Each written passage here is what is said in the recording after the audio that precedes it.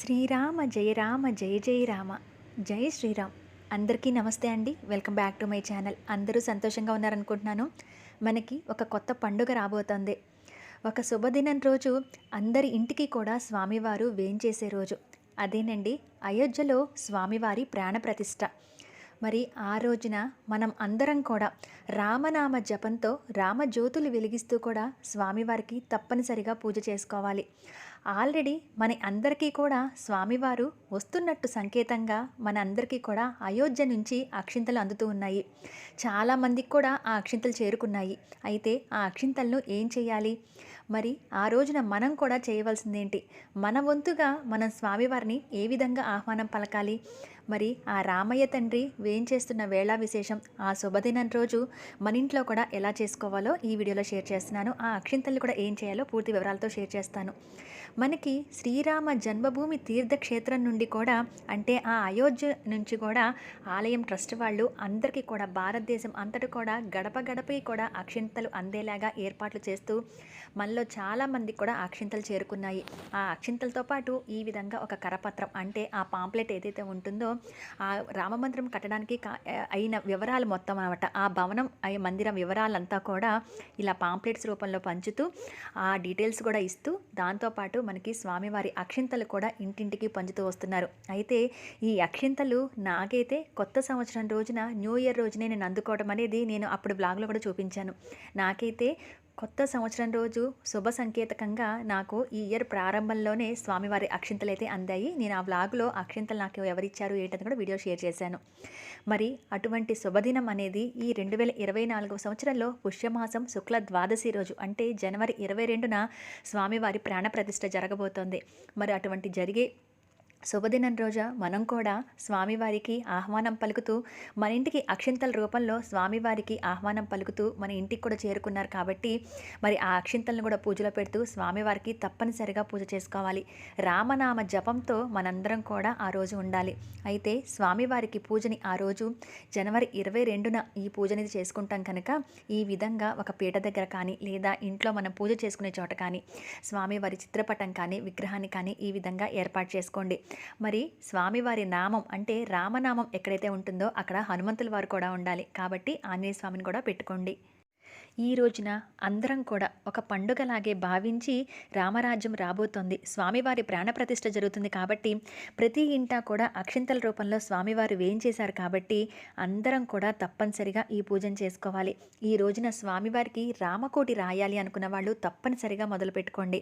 ఒకవేళ అలా రాయలేని వాళ్ళు శ్రీరామ అని చెప్పి ఈ విధంగా తమలపాకుల మీదైనా సరే రాసుకొని స్వామివారికి ఆ రోజున సమర్పించండి.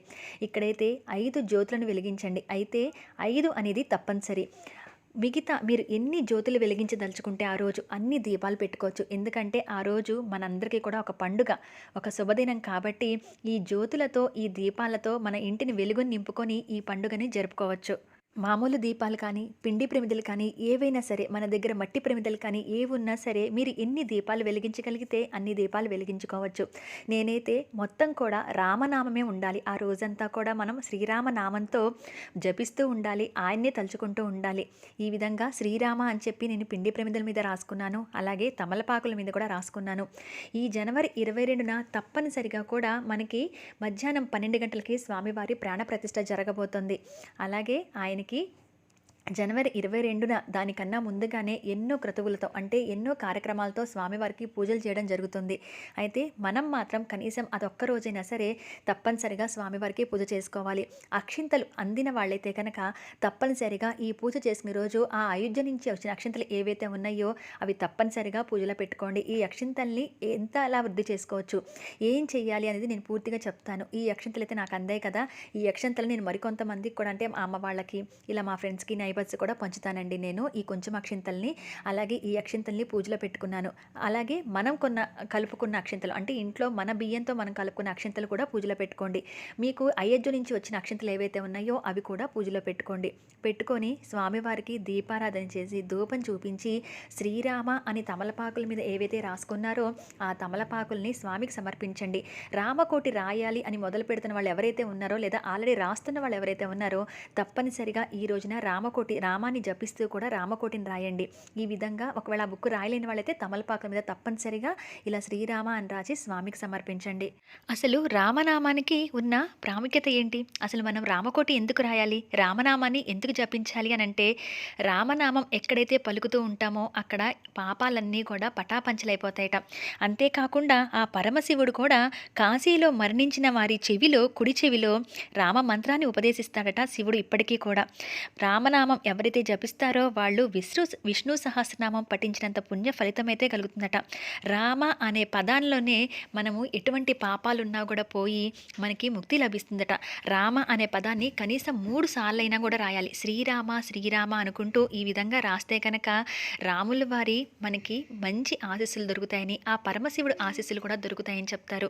ఈ విధంగా ఆ పూజలో అంతా కూడా మనం రామనామాన్ని జపిస్తూ శ్రీరామ జయ రామ జయ జయ రామ అనుకుంటూ, లేదా శ్రీరామ అనుకుంటూ, లేదా జై శ్రీరామ అనుకుంటూ ఈ విధంగా స్వామివారి నామాన్ని జపిస్తూ పఠిస్తే కనుక చాలా మంచిది. అలాగే ఆ రోజు మీరు చదవగలిగితే కనుక స్వామివారికి అక్షింతలతో పూజ చేసుకుంటూ శ్రీరామ రక్షా స్తోత్రం ఉంటుంది. అది మనకెప్పుడు కూడా ఆ రామనామం అనేది మనకి రక్షగానే ఉంటుంది కాబట్టి ఆ రక్షా స్తోత్రాన్ని కూడా పఠిస్తే చాలా మంచిది. ఈ రోజున హనుమాన్ చాలీసా చదువుకోవటం, సుందరకాండ పారాయణం చేయటం, అలాగే రామకోటి రాయటం, ఒకవేళ మీకు చదవగలిగితే కనుక రక్షాస్తోత్రమే కాకుండా శ్రీరామ రామ రామేతి రమే రామే మనోరమే సహస్రనామ తత్తుల్యం రామనామ వరాననే ఈ మంత్రాన్ని కూడా జపిస్తూ స్వామివారికి పూజ అనేది చేసుకోవాలి. అలాగే హనుమంతుల వారికి కూడా హనుమాన్ చాలీసా చదువుతూ పూలు కానీ అక్షింతలతో కానీ పూజ చేసుకోవాలి. అయితే మనకి అయోధ్య నుంచి వచ్చిన అక్షింతలు ఏం చేయాలి అని అంటే, ఆ అక్షింతల పూజలో ఆ 22వ తారీఖు జనవరి 22వ తారీఖు ఈ అక్షింతలు కూడా పూజలో పెట్టుకుని పూజ చేసుకుంటాం కదండి. ఆ అక్షింతల్ని మనం ఇంట్లో కలుపుకున్న మనం కలుపుకున్న అక్షింతల్లో అవి కలిపేసేసి ప్రతిరోజు కూడా మనం పూజ చేసుకున్న తర్వాత, లేదా బయటకు వెళ్ళేటప్పుడు పిల్లలు కానీ, భర్త కానీ, మనం కానీ, ఇంకా పెద్దవారు కానీ ఎవరైతే ఇంట్లో కుటుంబ సభ్యులు ఉంటారో వాళ్ళు బయటకు వెళ్తున్నప్పుడు తప్పనిసరిగా 2 గింజలు తల మీద వేసుకుని వెళ్తే చాలా మంచిది. మనకి శ్రీరామనవమికి కళ్యాణం జరిగినప్పుడు ఆ తలంబరాలు ఏవైతే ఉన్నాయో ఆ అక్షింతలు తెచ్చుకొని ఎంతో పవిత్రంగా దాచుకుంటూ ఉంటాం.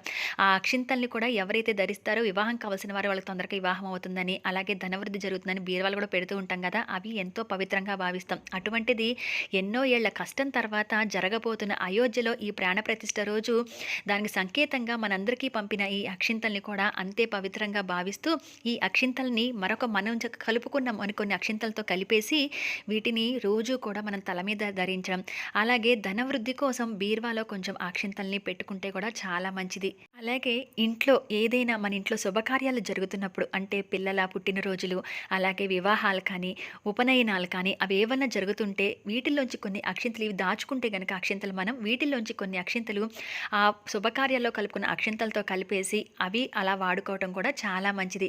అంతేగాని మనం వండుకునే రైస్లో కలిపేసుకోవడం ఇవి చేయకండి. ఎందుకంటే సహజంగా నాన్ వెజ్ అలవాటు ఉన్న వాళ్ళు ఆ బియ్యం కూడా కలుస్తే కదండి, మరి అక్షింతలు అనేవి అక్షింతలుగానే వాడాలి.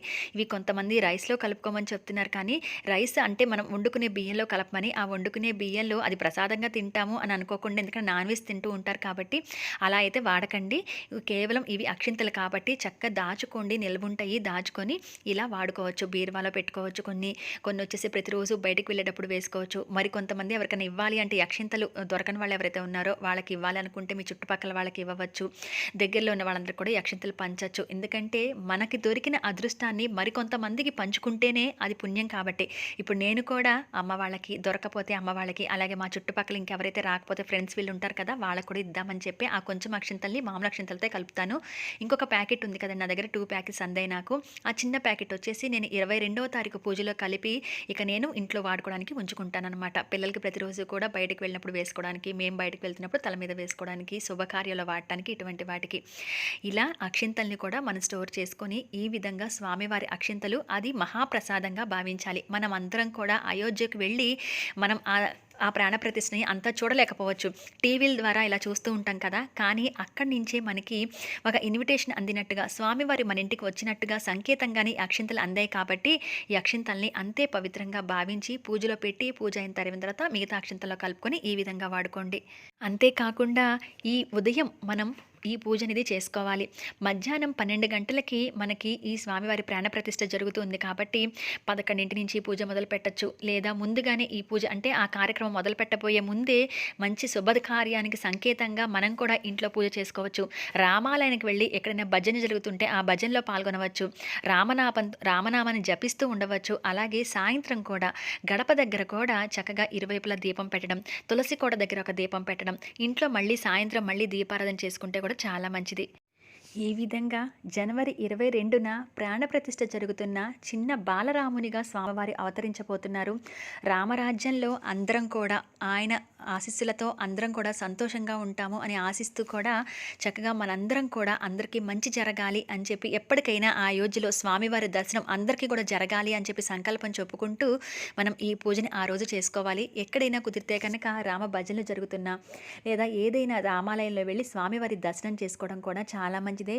ఇంట్లో మాత్రం ఈ విధంగా దీపారాధన చేసి శ్రీరామ అని చెప్పి రాసుకుంటూ కూడా స్వామివారికి పూజ చేసుకోవడం అస్సలు మర్చిపోవద్దు. రామకోటి రాయాలి అనుకుంటే రామకోటికి అంటే ఆ రామనామానికి అంత ప్రాముఖ్యత ఉంది కాబట్టి రామకోటి రాయగలిగితే అలా రాయటం. అయితే అది ఎన్నిసార్లు రాయాలి ఆ రోజుకనంటే మన ఓపిక. మనం ఎంత రాయగలిగితే అంత రాయొచ్చు. లేదా మీరు ప్రతిరోజు రాస్తుంటారు కాబట్టి ఒక వరుస అయినా రాసి ఆ రోజు మాత్రం మొదలుపెట్టండి, చాలా మంచిది.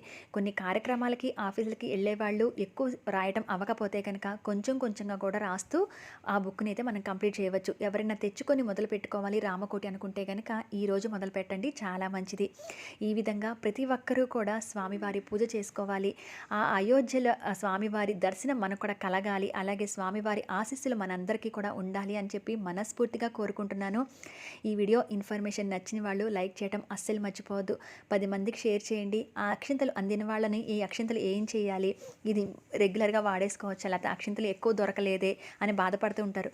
2 గింజలు దొరికినా కూడా మనకున్న అక్షింతల్లో కలుపుకొని అక్షింతల్ని ఆ విధంగా మనం చక్కగా వాడుకుంటూ ఉండవచ్చు. ఇదండి జనవరి 22న మన అందరి ఇళ్లలో కూడా తప్పనిసరిగా పాటించవలసిన పూజా విధానం. ఈ ఇన్ఫర్మేషన్ మీకు నచ్చుతుందని అనుకుంటున్నాను. నచ్చిన వాళ్ళు లైక్ చేయండి, షేర్ చేయండి, కామెంట్ కూడా ఇవ్వండి. మరొక మంచి ఇన్ఫర్మేటివ్ వీడియోతో మళ్ళీ మిమ్మల్ని అందరినీ కూడా కలుస్తాను. అంతవరకు సెలవు.